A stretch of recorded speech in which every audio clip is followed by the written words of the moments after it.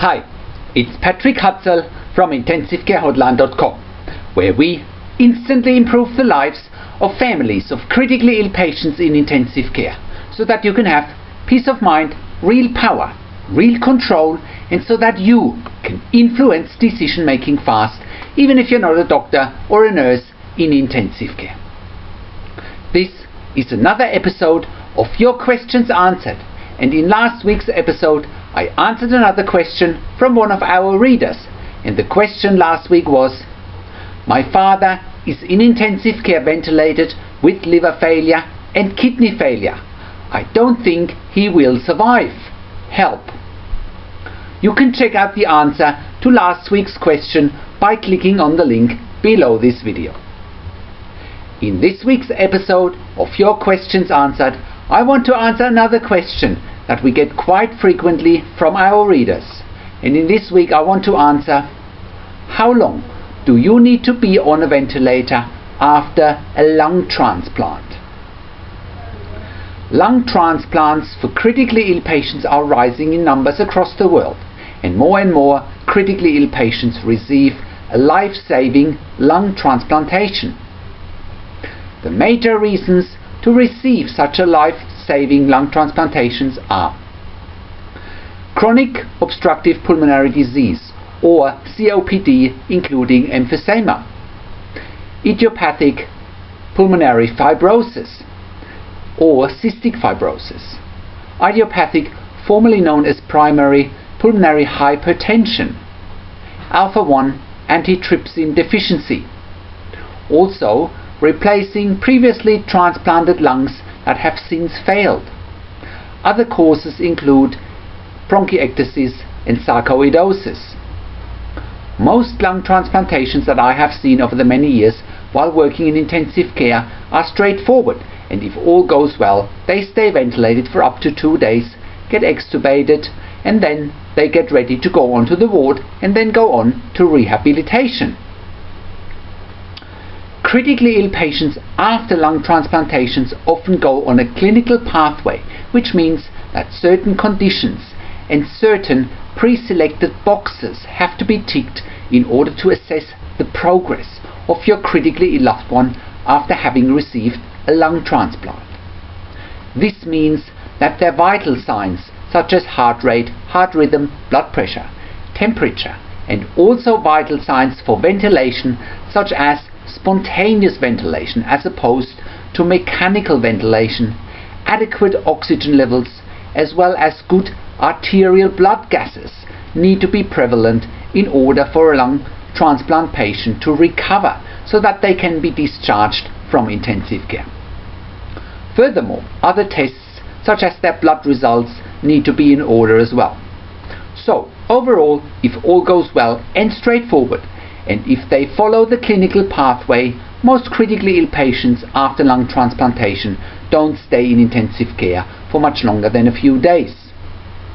However, lung transplants come with high risks attached, and it starts with the pre-selection of suitable patients.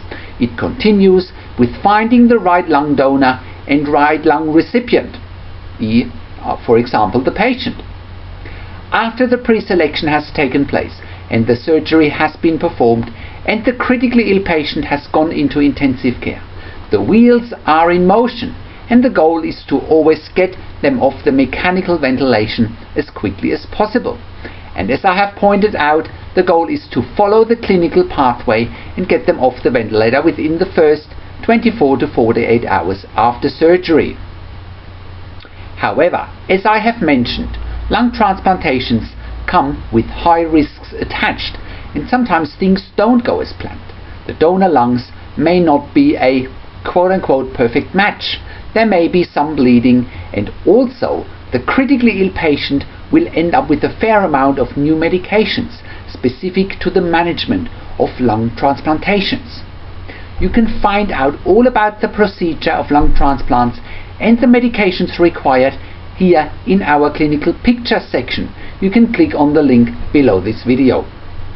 Sometimes when the lung donor lung recipient match isn't 100%, and if bleeding occurs, ECMO for lung failure as a bridge to spontaneous breathing may be required. This can go hand in hand with prolonged mechanical ventilation, and it can go hand in hand with a tracheostomy. Sometimes, even after a new set of donor lungs have been transplanted in a recipient patient, things may not go all that well. Even after careful pre-selection and after matching the donor and the recipient, things don't go as planned, and patients end up on the ventilator with a tracheostomy. This is a less than desired outcome, because the goals after a lung transplantation is clearly to improve the quality of life for the patients and their families.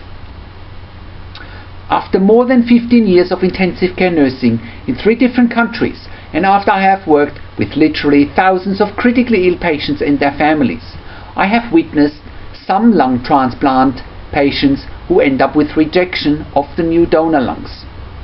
This sometimes happens in the first few days or weeks or even months after a lung transplant, so that patients never really leave hospital or intensive care in the first place, or it can happen anywhere between 6 months and 5 years after lung transplant from my experience. In any case, whether the rejection occurs relatively quickly or whether it occurs after patients have gone home and had an improved quality of life, the outcome appears to be the same from my experience. The issues that those critically ill patients are struggling with tend to be difficulties with breathing, increased oxygen requirements, often resulting in mechanical ventilator dependency, tracheostomy, and an inability to wean the patients off the ventilator. The patients that I have witnessed over the many years working in intensive care who are in this situation often stay in intensive care ventilator dependent with a tracheostomy for long periods of time with no or a very limited quality of life. The sad reality in those situations is that this slow process often inevitably results in the death of a patient. I have witnessed some lung transplant patients to approach their end of life and ultimately die after a long 3 to 4 month struggle on a ventilator in a clinical, sterile and limiting intensive care environment. I'm not advocating to stop treatment earlier here, and I'm also not opposing to stop treatment when critically ill patients and their family face the dilemma of being ventilator dependent with tracheostomy with no quality of life in intensive care. It depends on what the patients and their families want. What I do, however, strongly advocate for is that if patients after lung transplants end up long-term ventilator dependent with tracheostomy, then would be the time to look for a suitable alternative, a genuine alternative to a long-term stay in intensive care, rather than keeping these patients and their families in a limiting and inhibiting intensive care environment. A suitable and proven alternative in this situation would be intensive home care. For example, in countries like Germany and Australia, intensive home care nursing services for long-term ventilated adults and children with tracheostomy have long proven their concepts to be a genuine alternative to a long-term stay in intensive care, and to improve patients and their families' quality of life and or quality of end of life in a holistic and more patient and family-friendly home care environment. Those services, like intensive care at home, which you can find more information on intensivecareathome.com.au, are providing tailor-made services for long-term ventilated adults and children with tracheostomy as a genuine alternative to a long-term stay in intensive care. They are also creating an opportunity for families to stop spending day and night in intensive care in order to be with their critically ill loved one.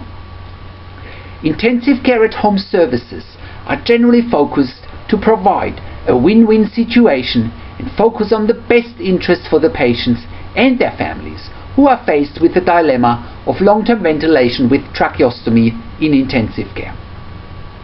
Intensive care at home services also focus on the needs of intensive care units and of the needs of hospitals, who generally have a shortage of precious and expensive intensive care beds, and they tend to always have admissions waiting for those intensive care beds.